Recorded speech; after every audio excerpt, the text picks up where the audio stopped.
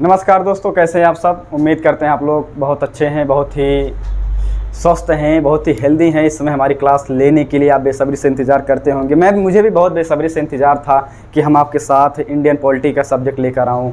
तो चलिए हम शुरू करते हैं। आज हम बात करेंगे भारतीय संविधान के विषय में। भारतीय संविधान के विषय में बात करने से पहले हमें ये जानना ज़रूरी हो जाता है कि संविधान एक्चुअली में है क्या, किसे कहते हैं संविधान।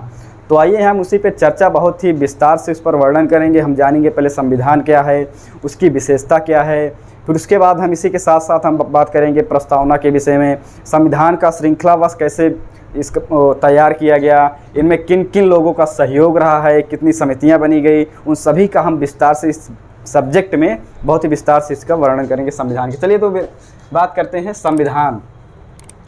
संविधान है क्या, किसे कहते हैं संविधान, क्या है, किसे कहते हैं संविधान। संविधान शब्द से ही स्पष्ट हो जाता है। संविधान मतलब किसी भी राष्ट्र के लिए या किसी भी देश, किसी भौगोलिक देश, अलग अलग देश में अपना एक संविधान होता है, अपना एक नियम होता है जिससे देश संचालित होता है। अगर ये संविधान की जो वो कानून है, अगर इसको बनाया ना जाए तो कहीं न कहीं ये वहाँ पे तानाशाही शासन होता है। लोगों के पास उनके अधिकारों का हनन होता है, उनके पास अपने अधिकार नहीं रह जाते, जैसे वहाँ पे राजा का शासन होता है। तो हम संविधान की एक छोटी सी परिभाषा देते हैं कि किसी देश का अपना एक नियमों और उसके कानूनों का एक समुच्चय होता है जिससे देश संचालित होता है। उसे क्या कहते हैं, संविधान कहते हैं। क्या है, किसी देश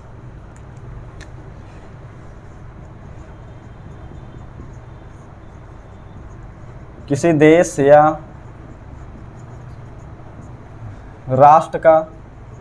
राष्ट्र के नियमों का समुच्चय ही क्या कहलाता है, नियम या संविधान भी कह सकते हैं। संविधान कहलाता है।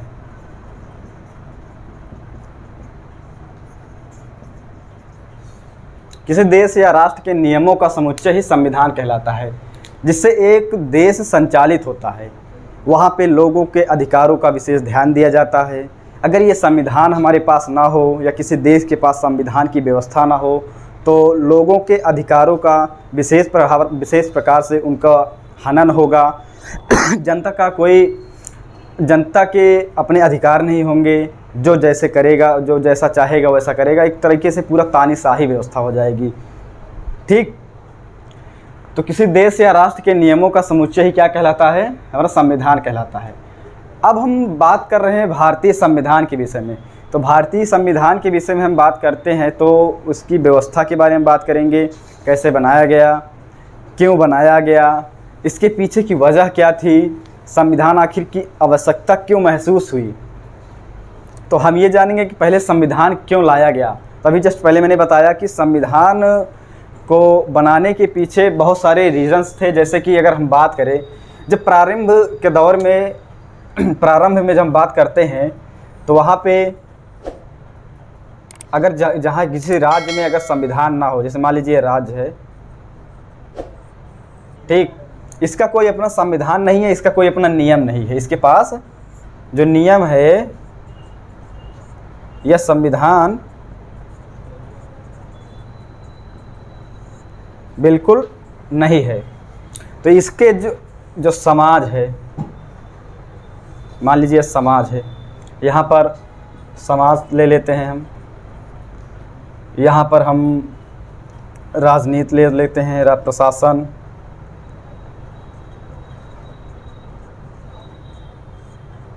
या आर्थिक व्यवस्था, व्यापार जिसे कहते हैं,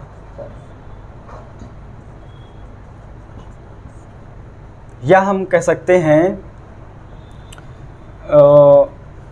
लोगों की सांस्कृतिक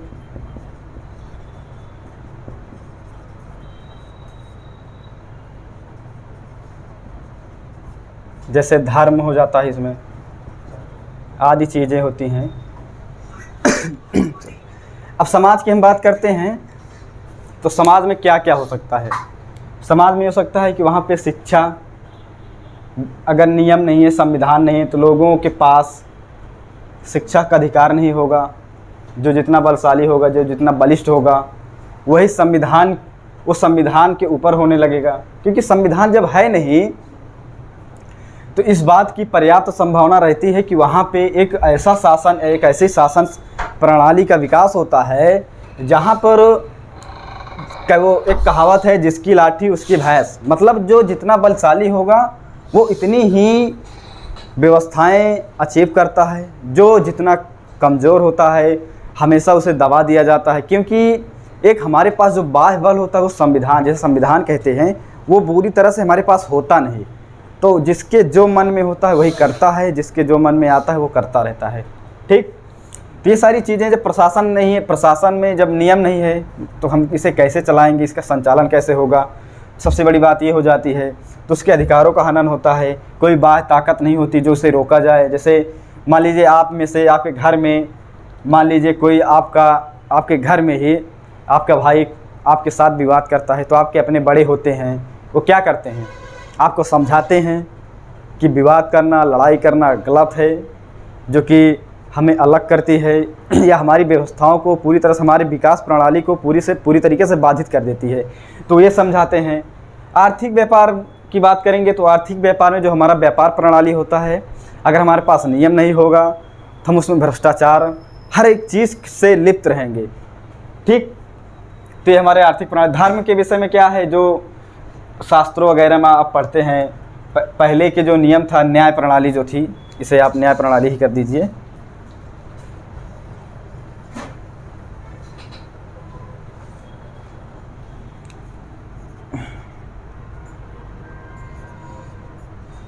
न्याय प्रणाली जो है, अब इसमें क्या है, न्याय में आप देखते हैं अपने आसपास भी, या किसी कचहरी वगैरह में जाते हैं या किसी कोर्ट में जाते हैं, तो वहाँ पर आपको बहुत बड़े पैमाने पे आपको ये देखने के लिए मिलता है कि जिसके पास पैसा है वो अपनी किसी भी समस्या का निदान बहुत ही कम समय में, बहुत ही अच्छे तरीके से वो करवा पाता है। क्यों करवा पाता है, इसके पीछे की रीज़न्स क्या हैं कि उसके पास धन है। और जो कमज़ोर तबका है, जिसके पास संपदा नहीं है, वो आर्थिक स्थिति में बहुत ही कमज़ोर है। अपनी आवश्यकताओं को पूरी करने के लिए दो वक्त का खाना खाने के लिए उसके पास इतना पैसा नहीं है, तो अपने किसी भी न्यायिक प्रणाली में अपने आप को कैसे ढाल सकता है, क्योंकि उसके पास उतनी संपदा नहीं है कि वो अपनी व्यवस्थाओं को अपने कह सकते हैं कि जो भी उसके पास उसका जो अन्याय हो रहा है उसके साथ, उस अन्याय के विषय पे वो आवाज़ नहीं उठा सकता। और जो उसका बहुत ही उसके ऊपर जो हो जाते हैं, जिसके पास पैसा है, हर कुछ है, वो क्या करते हैं, उन्हें दबा देते हैं। तो न्याय प्रणाली भी बाधित हो जाती है। तो ये सारी चीज़ें हैं जो एक संविधान, इससे क्या हुआ, फिर राज्य में बनाया जाता है संविधान। एक देश को आवश्यकता महसूस होती है कि बिना संविधान या बिना नियम के हमारे किसी भी राज्य या किसी भी देश में एक ऐसी तानाशाही व्यवस्था हो जाती है जिससे कि लोगों के पास अपने अधिकार नहीं होते, जो जी में आता है वो करते रहते हैं। तो ये हमारे संविधान की एक आवश्यकता थी, इसको देखते हुए। अब हम बात करते हैं भारतीय संविधान के विषय में।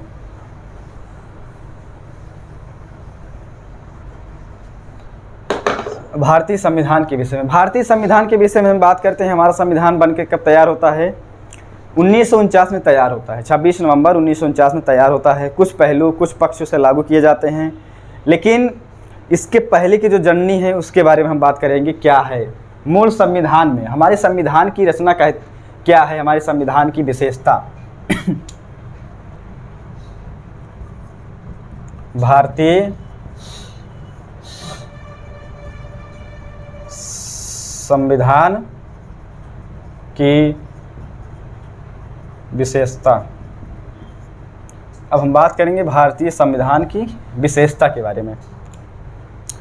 अब भारतीय संविधान की विशेषता की जब हम बात करते हैं तो हम ये देखते हैं कि हमारा संविधान विश्व का सबसे बड़ा विस्तृत और लिखित संविधान है।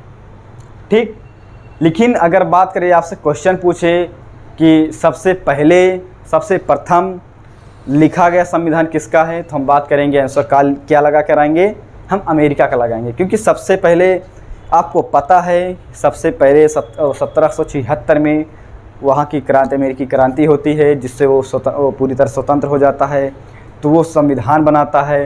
ठीक, 1789 में ठीक। लेकिन अगर हम बात करें कि विश्व का सबसे बड़ा संविधान, तो हम कहते हैं कि भारतीय संविधान सबसे बड़ा संविधान है।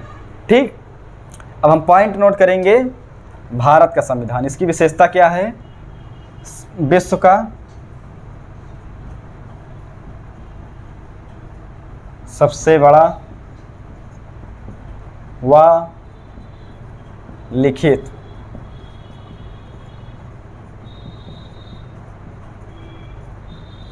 संविधान। ठीक, अब दूसरा पॉइंट क्या है, जो अमेरिकी संविधान है वो बहुत ही कठोर है। कठोर कहने का मतलब हमारे यहाँ पे ये है कि वहाँ पे संशोधन कर पाना इतना आसान नहीं होता। उसके पीछे बहुत सारी क्या होती हैं, वजह काम करती हैं, और इतना आसान है कि इसीलिए वहाँ पे बहुत ही कम संशोधन हुए हैं। लेकिन जब हम बात करते हैं भारतीय संविधान के विषय में, तो कठोरता और लचीलेपन के बीच का एक मध्यस्थता है, मतलब इन दोनों के बीच के एक संतुलन बनाए रखा हुआ है, न तो ज़्यादा कठोर ही है, न तो ज़्यादा लचीला ही है। ठीक, दूसरा पॉइंट हम नोट करेंगे, कठोर और लचीले के मध्य संतुलन। ठीक, कठोर और लचीले के मध्य संतुलन है। इसी में कई लोगों का कहना है, जैसे हमारे सर आइवर जेनिक्स कहते हैं कि भारतीय संविधान सबसे बड़ा संविधान है और सबसे कठोर संविधान है और लिखित संविधान है। लेकिन जब हम बात करते हैं केसी हियर की, वो कहते हैं कि वो ये पॉइंट पर विशेष बल देते हैं, कठोर और लचीलेपन के मध्य संतुलन। उनका भी नाम आप नोट कर लीजिए, सर आइवर जेनिक्स।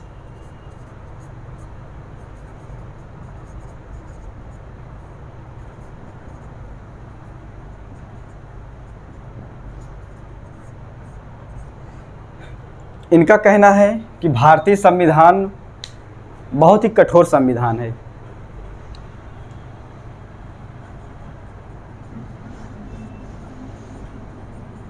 भारतीय संविधान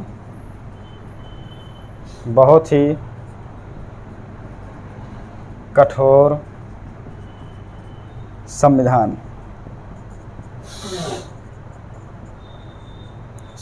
है। ठीक, उसके बाद आते हैं सर केसी हियर। ठीक,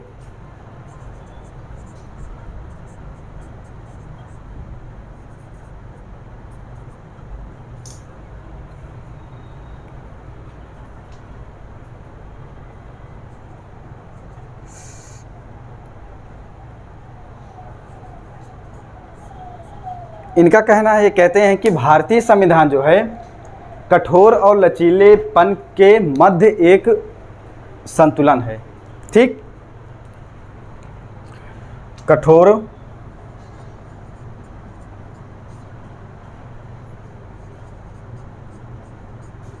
और लचीले के मध्य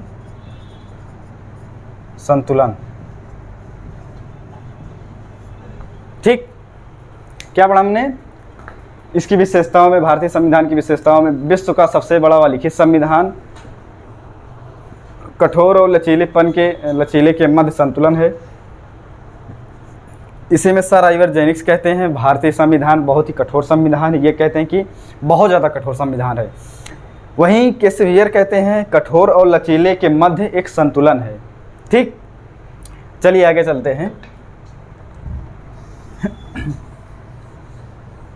कठोर यहाँ का मतलब होता है, हमने आपसे बताया कि जहाँ पे बहुत ही विसंगतियाँ होती हैं संविधान में संशोधन करने के लिए, और अनम्य जो होते हैं संविधान, बहुत जो लचीला होता है, वहाँ पे संशोधन करना थोड़ा आसान होता है। बस इतना ही है कठोरता और लचीलेपन का। अब हम बात करते हैं भारतीय संविधान के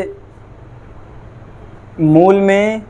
जब 1949 में भारतीय संविधान बनता है तो वहाँ पे उसके अनुच्छेद क्या थे, वहाँ उसका भाग कितने थे, अनुसूचियाँ कितनी थी, ये सभी चीज़ों पर हम बात करने वाले हैं। उससे पहले हम ये बात करेंगे कि संविधान बनाने का सबसे पहले विचार किसने रखा, यानी आवश्यकता महसूस हुई, ये सबसे पहले विचार किसने रखा कि भारत का भी एक संविधान हो जिससे भारत संचालित हो, उसके पास भी अपने नियम हो, हर नागरिक के पास अपना एक अधिकार हो, जिससे सह अस्तित्व की भावना सबकी बनी रहे। ठीक। तो भारतीय संविधान का विचार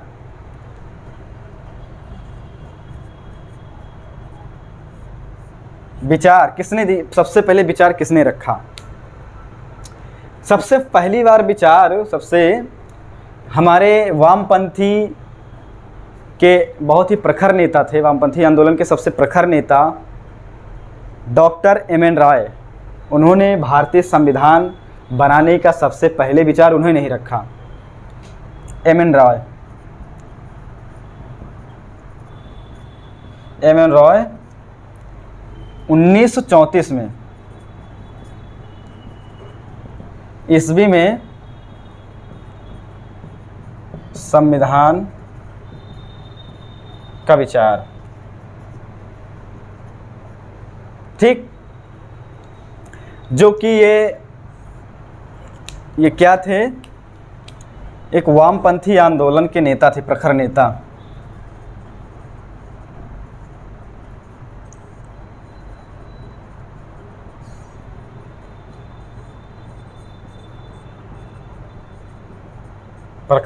थे। ठीक।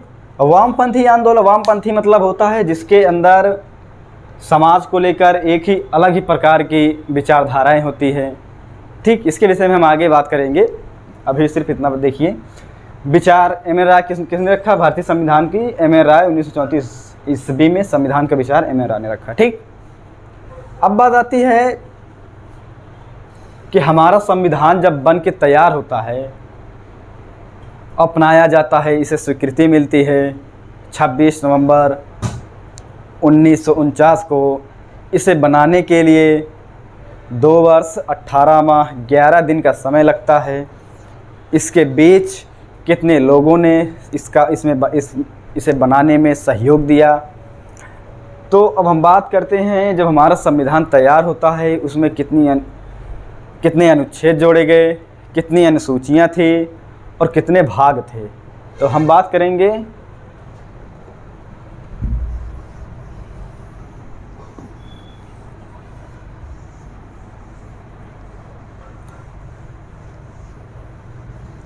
ठीक। अब हम बात करते हैं अनुसूचियाँ कितनी थी, अनुच्छेद कितने थे। मूल संविधान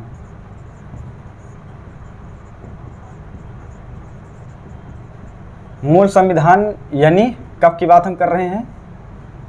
1949 की। ठीक। हम बात कर रहे हैं 1949 की। मूल संविधान में कितने अनुच्छेद थे, कितनी अनुसूचियाँ थी और कितने भाग थे, क्योंकि ये अक्सर एग्ज़ाम में पूछ ही लेता है कहीं न कहीं से कि कितने मूल संविधान में कितने अनुच्छेद थे, कितने भाग थे। ठीक। तो हम उस पर बात करेंगे। तो हमें पता है कि मूल संविधान में जब संविधान हमारा बन के तैयार होता है, 26 नवंबर 1949 को स्वीकृति मिलती है, तो इसमें हम देखते हैं कि 395 अनुच्छेद और 8 अनुसूचियाँ थी।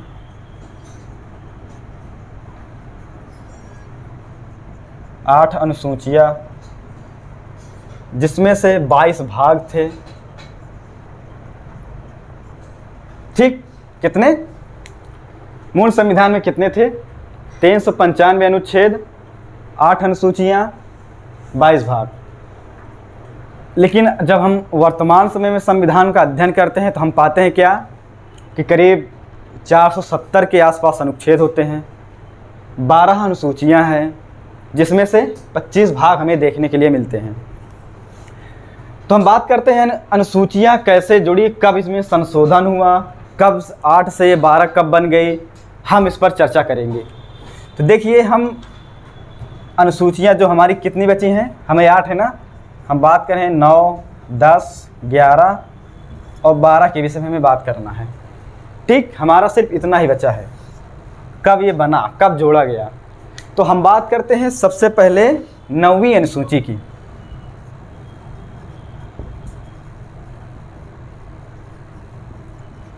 नौवीं अनुसूची कब जोड़ी गई? जो हमारा 9वीं अनुसूची है, प्रथम संविधान कॉन्स्टिट्यूशन अमेंडमेंट 1951 में इसे जोड़ा जाता है। ठीक, 1951 में इसे जोड़ा जाता है। उसके बाद हम बात करते हैं 10वीं की।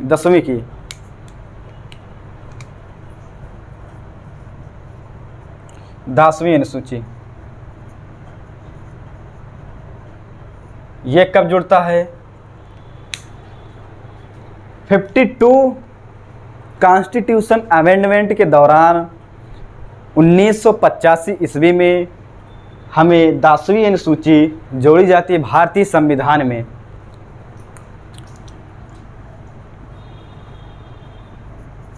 बावन कॉन्स्टिट्यूशन अमेंडमेंट 1985। ठीक, अब आता है हमारा बस्ता क्या है, 11 और 12, 11वीं अनुसूची।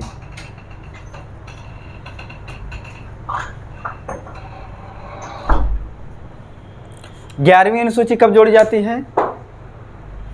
73वें संविधान संशोधन में।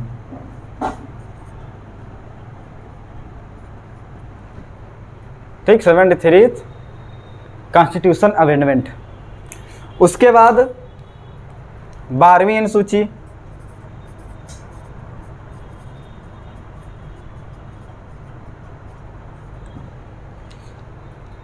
चौहत्तरवें कॉन्स्टिट्यूशन अमेंडमेंट में हमें 12वीं अनुसूची देखने को मिलती है। 73वें में हमें 11वीं, 52वें में हमें 10वीं मिलती है। 9वीं जो हमारा प्रथम संविधान संशोधन था, आज 9वीं अनुसूची जोड़ी गई, तो हमारा प्रथम संविधान संशोधन के दौरान 9वीं अनुसूची जोड़ी जाती है संविधान में। तो टोटल मिला के हमें हो जाते हैं कितनी अनुसूचियाँ? 12 अनुसूचियाँ। ठीक, अब बात करते हैं जो हमारी ये 12 अनुसूचियां हैं, 1 से लेकर 12, तो अभी यहाँ पर लिखा पाना शायद संभव नहीं है। हम आपको ये टेलीग्राम पर दे देंगे।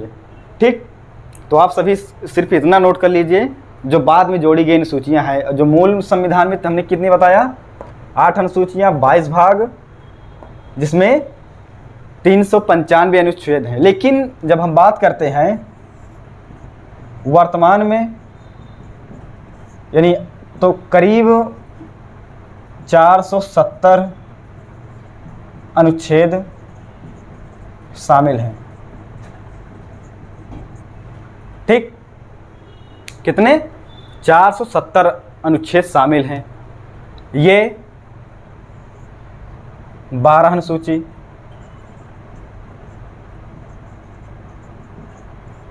और ये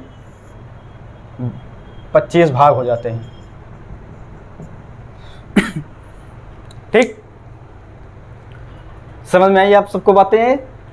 हमने क्या पढ़ाया मूल संविधान में? 1949 जब संविधान में संविधान सभा स्वीकृति मिलती है 1949 में, पहला संविधान सभा में जब बैठक होती है 9 दिसंबर 1946 में,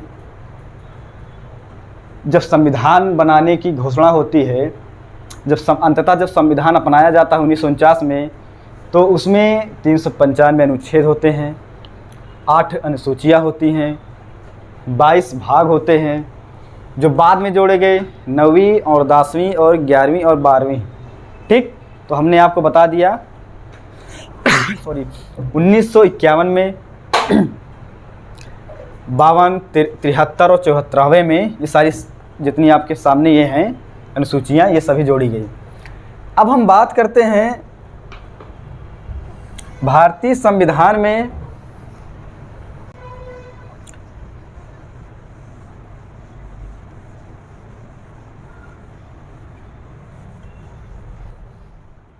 तो चलिए अभी हम बात करते हैं कुछ महत्वपूर्ण तथ्य पे, जो संविधान की जो छोटी बड़ी समितियां बनी थी उन समितियों के बारे में चर्चा करेंगे, जो आपके एग्ज़ाम में अक्सर पूछे ही जाते हैं। तो आइए हम उन समितियों पर नोट डाउन करते हैं, क्या थी वो समितियां।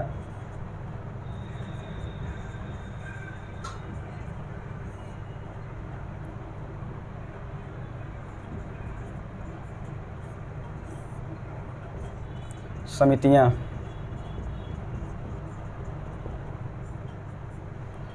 ठीक, तो कुछ जैसे कि कुछ बड़ी समितियां थीं, कुछ छोटी समितियां थीं। तो उन समितियों को हम नोट करते हैं। पहली समिति क्या थी? संघ समिति, जिसके हेड कौन थे? हमारे पंडित जवाहरलाल नेहरू।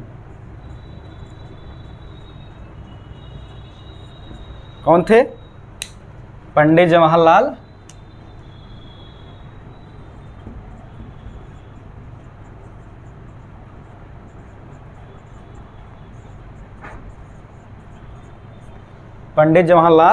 नेहरू। जो संघ से संबंधित वहाँ के कार्य होते थे वो हमारे पंडित जवाहरलाल नेहरू देखते थे।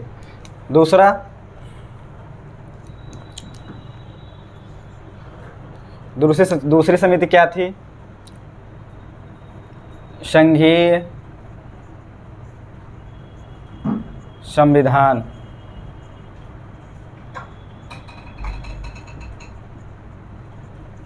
संघीय संविधान समिति, इसके अध्यक्ष कौन थे? वो भी हमारे पंडित जवाहरलाल नेहरू।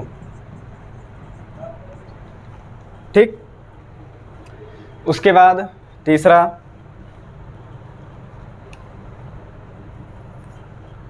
तीसरी समिति कौन थी?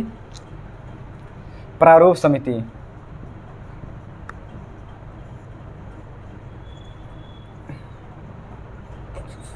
प्रारूप समिति के अध्यक्ष कौन थे? Doctor B R Ambedkar.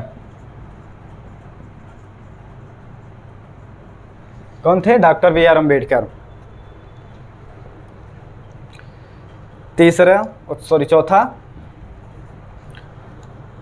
चौथी समितियाँ क्या थी? चौथी समितियाँ थी मूल अधिकार,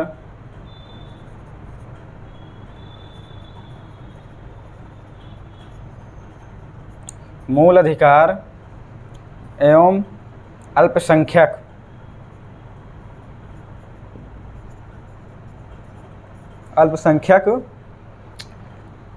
समिति। कौन थे? सरदार वल्लभ भाई पटेल।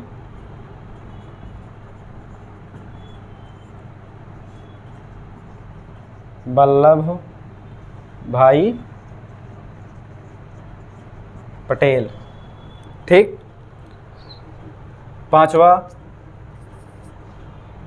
पांचवी समितियाँ कौन थी? प्रांतीय समिति। प्रांतीय समिति मतलब जो भारत की छोटी बड़ी रियासतें थी, जिसको एकत्रित करने का जिसको जिम्मेदारी दी गई थी, वो हमारे सरदार वल्लभ भाई पटेल थे।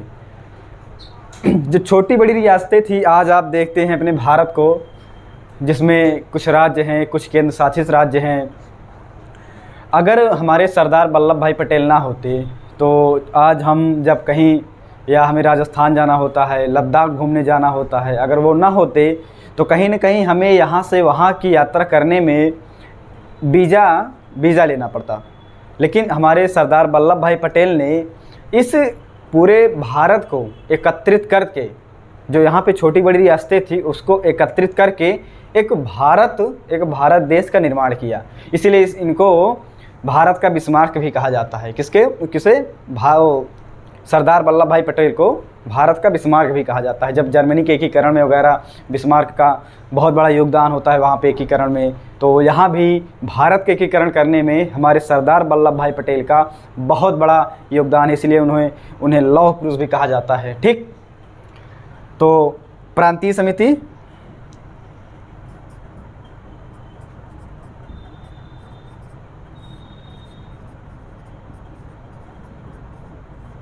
प्रांतीय समिति के अध्यक्ष कौन थे? सरदार वल्लभ भाई पटेल। ठीक, उसके बाद जो राज्य हैं उनसे समझौता करना, उनसे हर किसी प्रकार का आदान प्रदान करना, जो समझौता समिति थी वो हमारे पंडित जवाहरलाल नेहरू ही देखा करते थे, उसके हेड थे।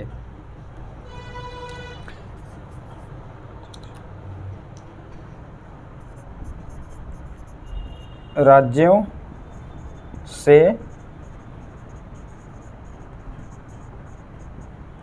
से समझौता समिति के अध्यक्ष वो कौन थे? जवाहरलाल नेहरू। ठीक,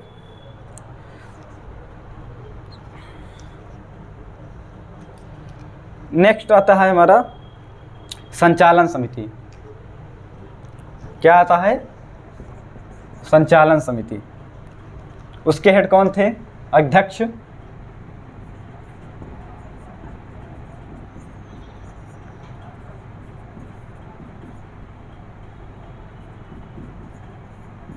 कौन थे? डॉक्टर राजेंद्र प्रसाद।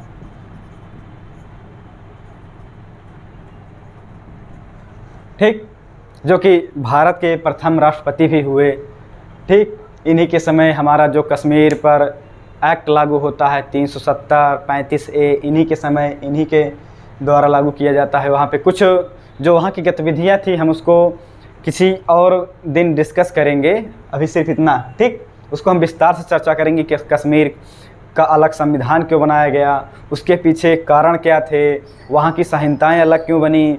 हालांकि अब तो भारत में ही शामिल हो गया, लेकिन उसके जो पूर्व में ऐसी स्थितियाँ निर्मित हुई जो भारत से अलग होना पड़ा, तो उसके विषय में हम बहुत ही विस्तार से चर्चा करेंगे किसी अगले दिन। ठीक, अभी के लिए सिर्फ इतना ही देखिए।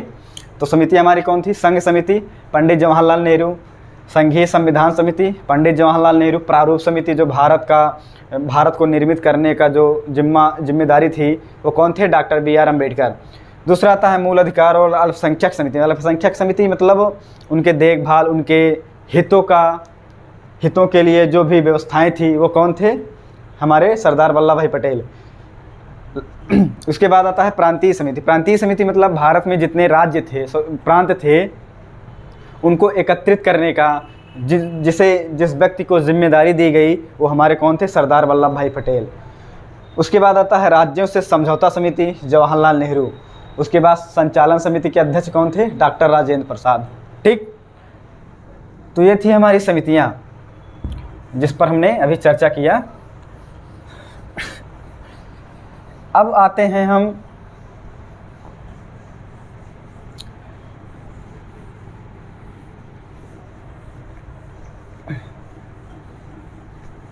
संविधान में, अब ये हम पढ़ेंगे तो हमारे ये जो हमने पढ़ाया आपको संविधान की विशेषता थी।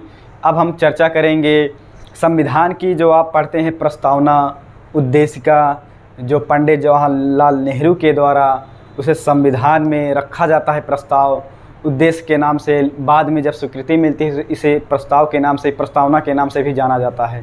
ठीक, तो अब हम पढ़ेंगे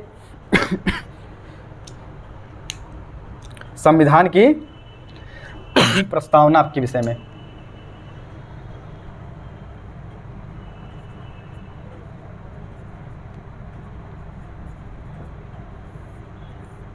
क्या है प्रस्तावना? प्रस्तावना के विषय में अगर हम बात करें तो इसमें कई सारे महत्वपूर्ण प्रश्न निकल कर आते हैं जो हमारे एग्ज़ाम में पूछ लिए जाते हैं। जैसे कि प्रस्तावना लिया कहाँ से गया, इसकी भाषा क्या थी, ये अक्सर अपने वनडे एग्ज़ाम में पूछे जाते हैं। तो हम बात करेंगे लिया कहाँ से गया, मतलब इस ग्रहण।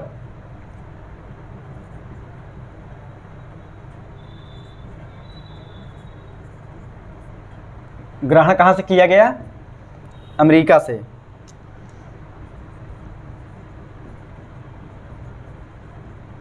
ठीक, इसकी भाषा क्या थी और भाषा कहाँ से लिया गया? भाषा लिया गया है हमारे ऑस्ट्रेलिया। कहाँ से? ऑस्ट्रेलिया। ठीक, तो प्रस्तावना जो है इसको पंडित जवाहरलाल नेहरू संविधान सभा में जब बैठक होती है तो उसको रखा जाता है संविधान सभा में सभी लोगों के समक्ष। तो ये रखा कब जाता है? 13 दिसंबर 1946 को ये हमारे संविधान सभा में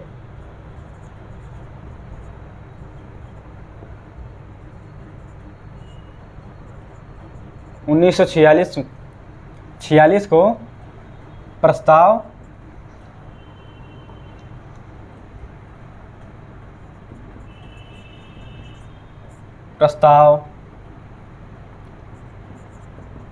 रखा जाता है। कहाँ पे? संविधान सभा में। किसके द्वारा?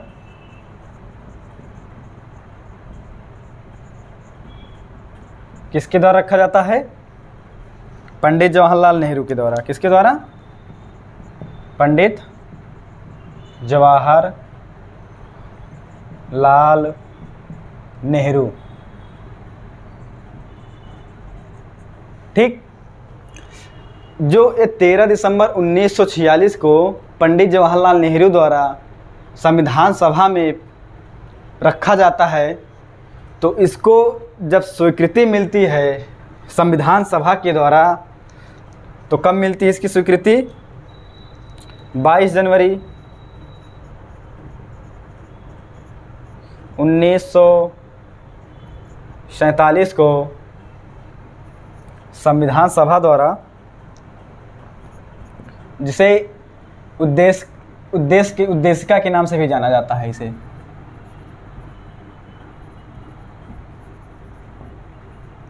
ठीक, उद्देशिका। जब यहाँ पे संविधान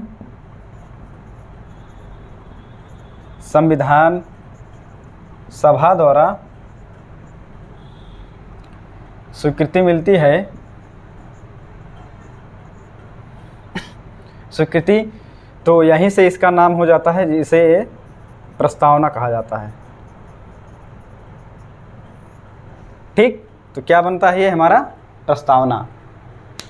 अब हम इसके आगे की जो क्लास है प्रस्तावना के विषय में अभी बहुत बड़ा है, उसके विषय में हम और भी चर्चा करेंगे। हालांकि आज की क्लास में सिर्फ इतना ही। मैंने जो पढ़ाया है आप सभी को, वो आप उसको घर पे उसका नोट्स अच्छे से बनाइए, आप उसका रिवीजन कीजिए। इससे क्या होता है कि एग्ज़ाम के समय आपको बुक पढ़ने में समय कुछ ज़्यादा ही लगाना पड़ता है, लेकिन जब आपके पास एक अच्छी खासी नोट्स होती है तो एग्ज़ाम के समय आपको कम समय में वो रिवीज़न हो जाता है। इसीलिए नोट्स बनाना बहुत बड़ी बात है। आप उस नोट्स को बनाइए अच्छे से। कुछ जो छूट जाता है आप कुछ उन किताबों में देखिए, अच्छी अच्छी किताबों में देखकर अपने नोट्स में उस कुछ फैक्ट को जो बच जाते हैं, आपको जो लगता है कि हाँ ये इम्पोर्टेंट है, आप उस अपने नोट्स में लिख सकते हैं। इससे क्या होता है कि आपको आपके एग्ज़ाम में, जब एग्ज़ाम का समय नज़दीक आता है, आप उसे एक बार रिवीजन कर लेंगे तो आपको एग्ज़ाम के समय परेशानी नहीं होगी, बहुत ही उपयोगी हो जाएंगे और बहुत ही सहायतात्मक होंगे। ठीक, ओके, धन्यवाद। फिर मिलते हैं नेक्स्ट क्लास में। धन्यवाद।